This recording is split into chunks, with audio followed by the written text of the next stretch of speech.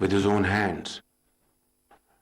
And then, of course, on other occasions, he faced all this with courage and grit. Not only him, journalists sitting in front of me, I can see on the left side and the right side, they've all contributed in a very big way to safeguard their rights, expression of their sentiments, speeches, and freedom of action. And in the process, all of you have really been targeted, if not all of you, many of you, in one way or the other. And this is something which has earned you as an entity great respect, not only in Pakistan, but internationally. The recent murder of Arshad Sharif is obviously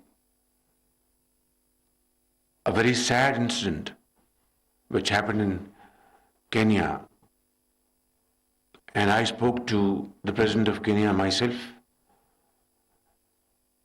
and also our Foreign Office Foreign Minister Bilawal Bhutto was in coordination with Kenyan authorities, and I spoke to other agencies in Pakistan for speedy action in this behalf, and also return of his body back to Pakistan. I have written a letter to the Chief Justice of Supreme Court of Pakistan to constitute a commission, and I hope some action will be taken in this behalf. So, ladies and gentlemen, I really commend your efforts and appreciate your contribution to hold this very important forum. And on this occasion, I acknowledge and laud the work that the Pakistan Journalist Safety Coalition is doing to promote the cause of journalists, their safety, security, and protection in their line of duty. This forum today also marks the 10 years of UN Plan of Action in Asia. It is being held to celebrate the key achievements of Pakistan and other countries of Asia with regard to the implementation of the UN Plan of Action on safety of journalists and the issues of impunity. Ladies and gentlemen, it's an article of faith with me and, of course, as well as with you, that democracy and media freedom reinforce each other. They go hand in hand. And let me state with fullest authority at my command that despite the checkered history, Pakistan is and always will be a democracy. Of course, there have been stints where we had military dictatorship for 33 years, but then we returned to the system of democracy through collective efforts and sacrifices. And let's hope and pray to God that this nascent democratic dispensation becomes stronger by the day through our collective efforts and decisions in the right direction.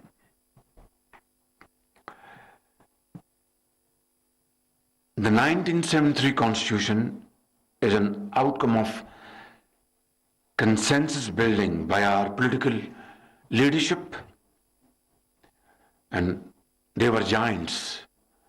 Many of them are not in this world, but despite their differences, despite their internal issues, they got together for a very sacred cause and rose above their likes and dislikes and differences and carved out a constitution which is still a binding force for Pakistan's federating units, a force which is so strong that earthquakes and floods could not disturb this arrangement, and therefore 1973 Constitution is a very sacred document. The principles of freedom of expression, of a vibrant and free media, and of freedom of information and are important pillars of any democratic system. My government strongly believes that these freedoms and rights are sacrosanct and remain at the heart of the development of democracy. We are committed to supporting all efforts that promote and uphold these shining principles. The UN Plan for Action on the Safety of Journalists and the issue of impunity, endorsed by the UN Chief Executive Board in 2012, addresses the issue of journalist safety. When in 2013, Pakistan was selected as a pilot country for the implementation of the plan, the then PML government, headed by Prime Minister Nawaz Sharif, fully endorsed the initiative. It has since always supported all efforts to achieve the goals of protecting media freedom.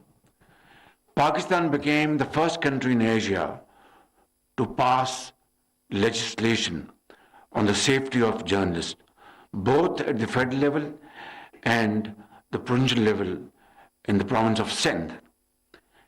And my party and other parties in this coalition government will continue to support the ongoing efforts in Balochistan, Khyber Pakhtunkhwa, and Punjab to legislate on the safety of journalists. Last year, the Parliament of Pakistan passed the landmark Protection of Journalists and Media Professionals Act after thorough deliberations and the consultations with all stakeholders, principally the journalistic bodies. As evidence of how deeply political parties believe in democracy and the principles of free speech and a free and vibrant media, the law was passed unanimously by the National Assembly of Pakistan. Mr. Hamid Mir has raised a pertinent point that Section 6 was mysteriously included subsequently. Well, I will certainly look into it and have this consultative process with you and see how we can overcome this impediment. The Protection of Journalists and Media Professionals Act recognizes the rights of journalists and media professionals against ill treatment, harassment, and intimidation, including the loss of life. It recognizes the right to privacy and independence in the performance of their duties. It seeks to protect media persons from all kinds of aggression and expects an independent commission for the protection of journalists and media professionals. I understand, ladies and gentlemen, and also acknowledge that there are still challenges facing our journalists and media practitioners in the performance of their responsibilities as outlined in the report and like elsewhere in other parts of the world. However, I feel that these require sustainable engagement and collaboration among all the stakeholders such as the state, media, civil society, parliament, the UN and other international bodies. This is the only way to combat impunity of crimes against journalists everywhere in the world, including Pakistan. My government believes that no journalist or information practitioners or human rights defenders should be called out or attacked for exercising their freedom of expression as guaranteed under the Constitution of Pakistan. I would also like to appreciate the contribution of the international community in supporting the democratic, economic, and social development of Pakistan, especially the UNESCO and countries like Denmark, Norway, and France. Pakistan looks to strengthen and deepen its relationship with Europe, especially economic and trade ties with European countries, and appreciate the GSP Plus status that helps Pakistan strengthen its economy. We hope this status will continue and our relationship will further grow.